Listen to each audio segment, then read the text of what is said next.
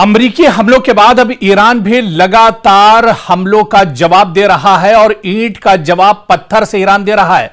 America पर दबाव में इजाफा हुआ है। अमेरिका पर लगातार दबाव बनता जा रहा है। जिस तरह से ईरान लगातार पलटवार कर रहा है, मशरिक़ वुस्ता एक बड़ी जंग के दहाने पर दरअसल इस वक्त पहुंच चुका है, क्योंकि मशरिक़ वुस्ता में जंग की आग बुझने के बजाय मजीद भड़कती दिखाई दे रही है। आप देखिए कि मशरिक़ वुस्ता में जहां पर इजराइल, अमेरिका और खासतौर से अमेरिका और ईरान के दरमियान यह लग रहा था कि जंग अब थम चुकी है और अब बातचीत की मेज पर आएंगे, बातचीत होगी। पाकिस्तान सालसी कर रहा था, बातचीत के रास्ते पर एक तरह से दोनों मुल्क आने के लिए तैयार थे, लेकिन एक बार फिर से जो भरोसा है वो अमेरिका ने तोड़ दिया। डोनाल्ड ट्रंप ने दरअसल वही किया जिससे ईरान डर रहा था, जो ईरान को खदशा था कि इन पर भरोसा नहीं किया जा सकता है, चाहे इजराइल हो, चाहे अमेरिका हो, चाहे इस तरह की दूसरी यूरोप के जो बड़ी ताकतें हैं, उन पर दरअसल भरोसा नहीं किया जा सकता है। और एक बार फिर से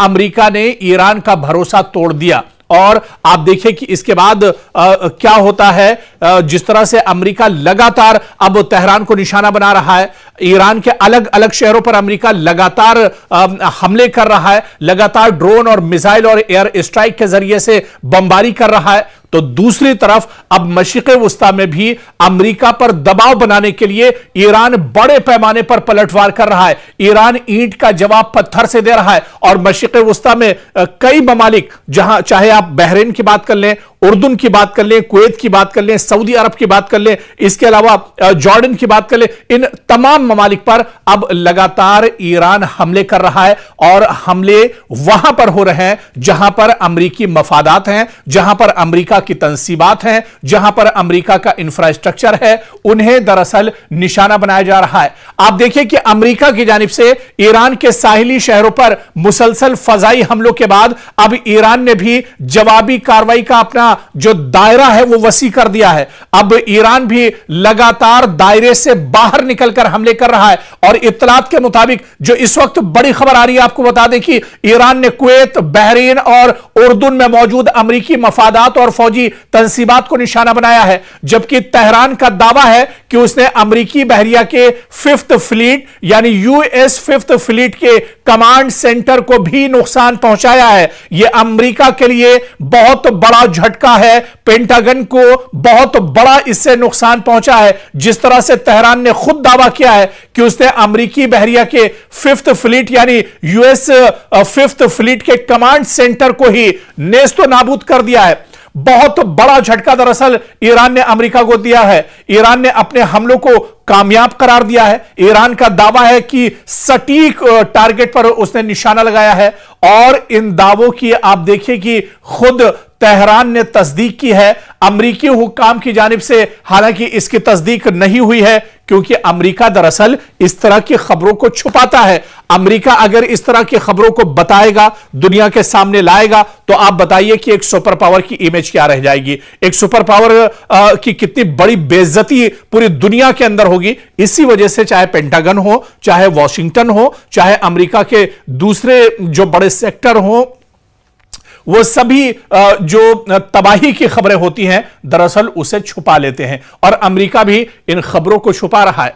अभी एक खबर तो आपने सुनी भी नहीं होगी, कुवैत के अंदर ईरान ने अमेरिका के कई फौजियों को जहन्नम पहुंचा दिया है। अमेरिका के कई फौजियों को मौत के घाट ईरान ने उतार दिया है। यह बड़ी खबर शायद अभी तक आपके पास नहीं पहुंची होगी।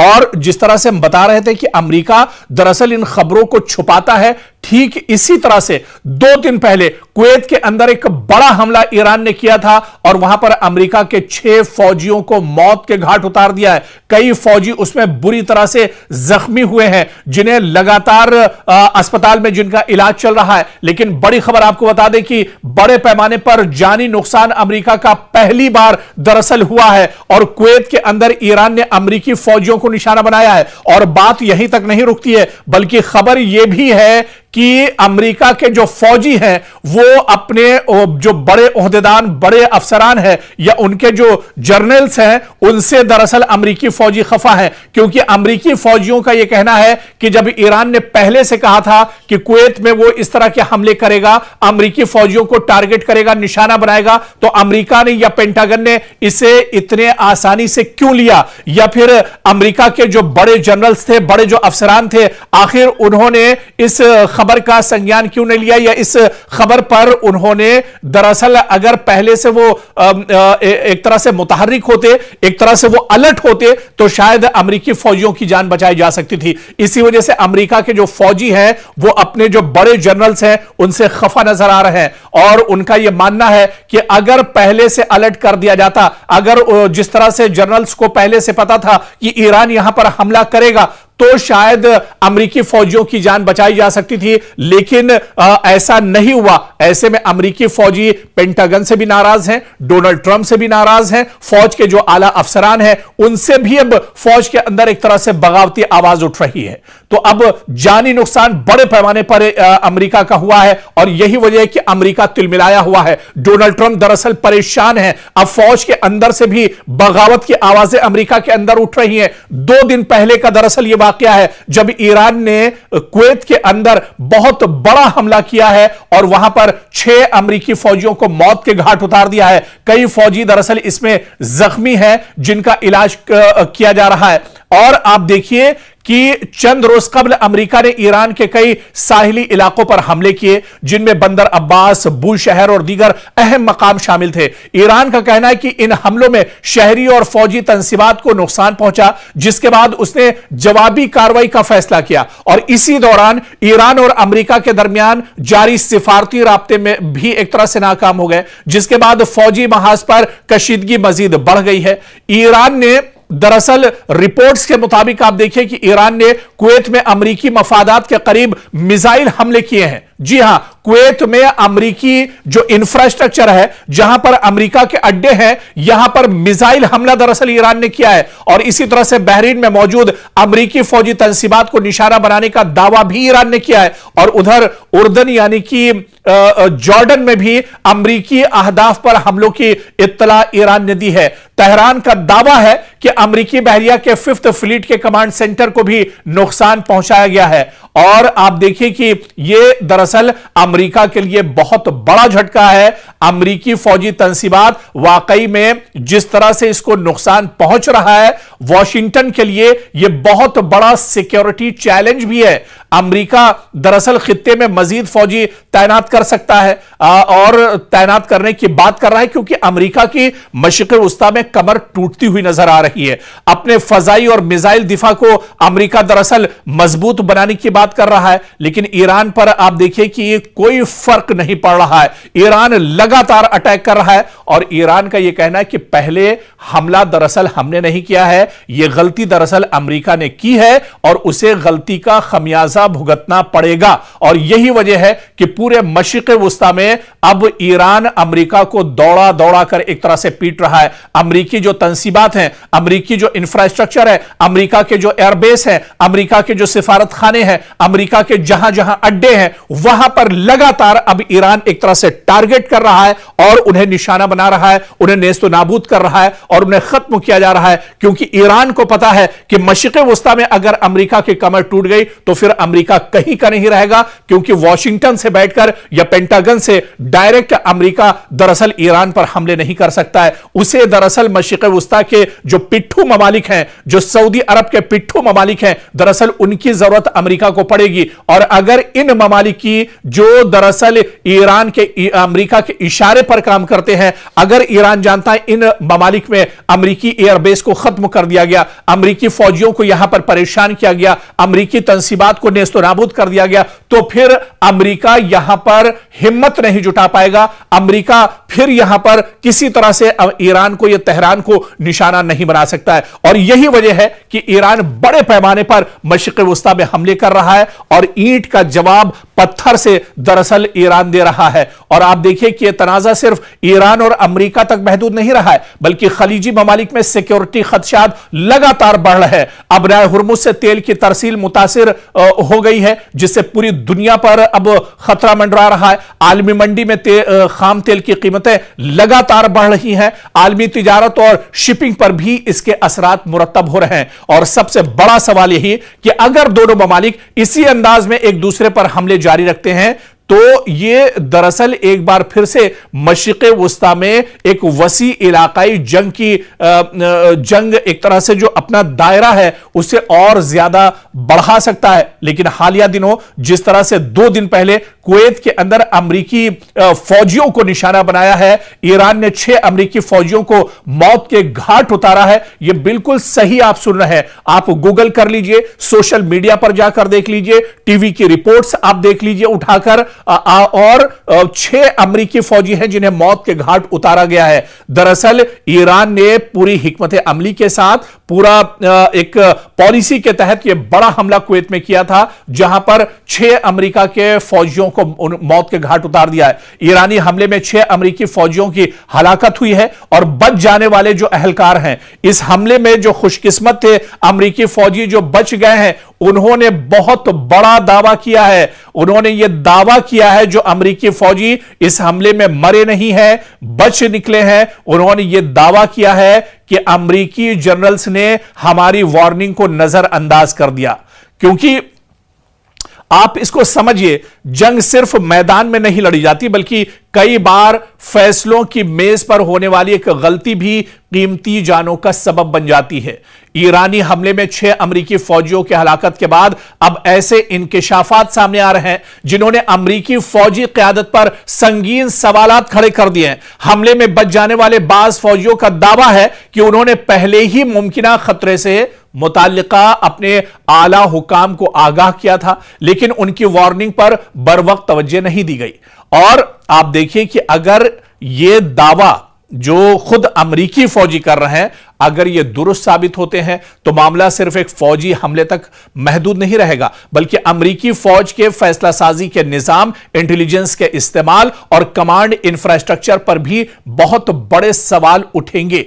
क्योंकि रिपोर्ट्स के मुताबिक हमले से पहले कुछ फौजियों ने इलाके में बढ़ते हुए खतरात, मुमकिना मिसाइल या ड्रोन हमले और हिफाजती इंतजामात की कमजोरी से मुतालिक खदशात जाहिर किए थे। इनका कहना है कि इन इत्तलात के बावजूद मुनासिब हिफाजती जो सिक्योरिटी इंतजामात नहीं किए गए, जिसके बाद हमला हुआ। ईरान की तरफ से बहुत बड़ा अटैक किया गया और 6 अमरीकी फौजी इस हमले में मार दिए गए। और आप देखिए कि अमरीकी फौज के अंदर ही अब एक तरह से खलफिशार सा पैदा हो गया है। अमरीकी फौजी अब डर का शिकार हो गए हैं, क्योंकि जिस तरह से अमरीकी फौजियों को ईरान ने टारगेट किया है, इससे फौज के अंदर अंदरूनी तहकीकात का दायरा वसी हो गया है। आला फौजी अफसरान की जिम्मेदारी और जवाबदेही पर अब वहां पर सवाल उठ रहे हैं और मुस्तकबिल में अमरीकी फौजी अड्डों की सिक्योरिटी पॉलिसी में तब्दीली भी अब अमरीका एक तरह से कर सकता है। कांग्रेस में इस मामले पर समाअत या तहकीकात का मुतालबा भी वॉशिंगटन के अंदर उठ सकता है। अमरीका के लिए दरअसल यह बहुत अहम है, या यूं कहा जाए कि अमरीका के लिए बहुत बड़ा झटका है। दुनिया भर में अमेरिका के दर्जनों फौजी अड्डे मौजूद हैं। अगर किसी हमले से पहले खतरे की इत्तला मौजूद थी और इस पर मौसर कार्रवाई न हुई, तो यह सिर्फ एक ऑपरेशनल नाकामी नहीं, बल्कि कमांड और रिस्क मैनेजमेंट की भी नाकामी तस्वुर की जाती है। और ईरान के तनाजुर में इस वाकये की अहमियत आप देखिए कि अगर यह वाकया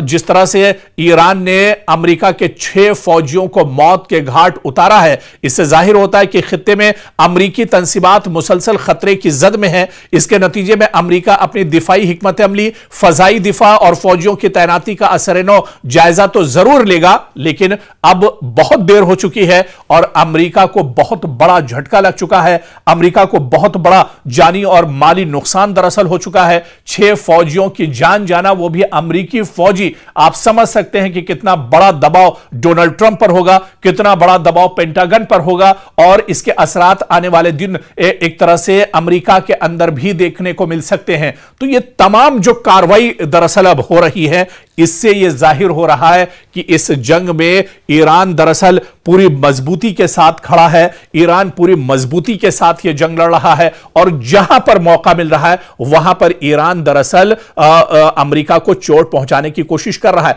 दरअसल ईरान बहुत मजबूती के साथ जंग इस वजह से भी लड़ रहा है क्योंकि एक रिपोर्ट है जिसके बारे में अगर हम आपको बताएं कि ईरान की जो असल ताकत है वो उसके लेटेस्ट और जदीद दरअसल ड्रोन है, जिनके बारे में पूरी एक रिपोर्ट आई है कि कौन कौन से ड्रोन दरअसल इस्तेमाल कर रहा है ईरान और इनकी सलाहियत क्या कुछ है, इनकी खासियत क्या कुछ है। इसी तरह से शाहिद 149 जो मिसाइल है ये बहुत इंपॉर्टेंट मिसाइल है और आप देखिए कि पहले दिन से इजराइल अमेरिका के खिलाफ ईरान इन शाहिद 149 मिसाइल का इस्तेमाल कर रहा है और आप देखिए कि ये मल्टी टारगेट स्ट्राइकर ये दरअसल मिसाइल है और इसकी जो रेंज है वो तकरीबन 4000 किलोमीटर तक, यानी तेहरान से अगर शाहिद 149 ड्रोन दागा जाता है, छोड़ा जाता है तो ये अपने हदफ को 4000 किलोमीटर तक भी एक तरह से वहां पर जाकर ये अपना काम कर सकता है